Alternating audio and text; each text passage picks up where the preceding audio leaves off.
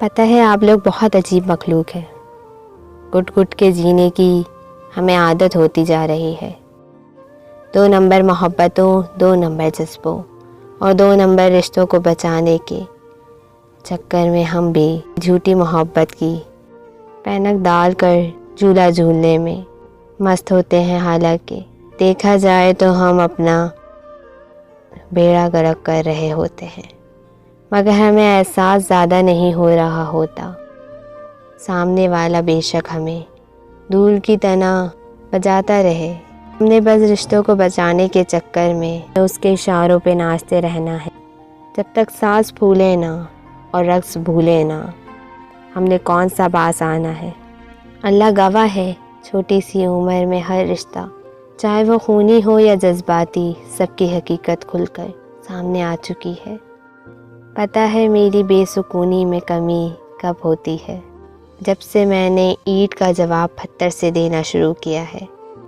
وہ لفظ جو پہلے اندر ہی چیختے تھے، اب انہیں تیر کی صورت میں باہر نکالنا شروع کیا ہے۔ لگتا ہے اب جینے کا اصل مزہ آیا ہے۔ اب زندگی اپنی زندگی لگتی ہے، اپنا آپ اب مجھے اپنا آپ سا لگتا ہے۔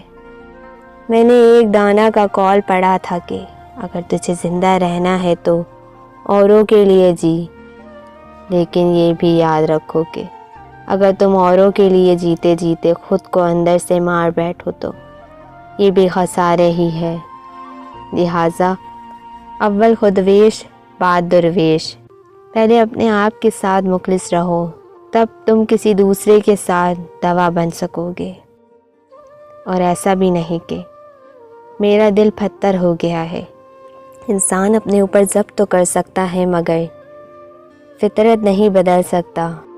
ہاں، میں اب بھی کسی یتیم، مسکین، غریب، بیوہ یا مفلس کے لیے مخلصانہ جذبات رکھتی ہوں اور کسی کی مدد کے لیے ہر دم تیار رہتی ہوں۔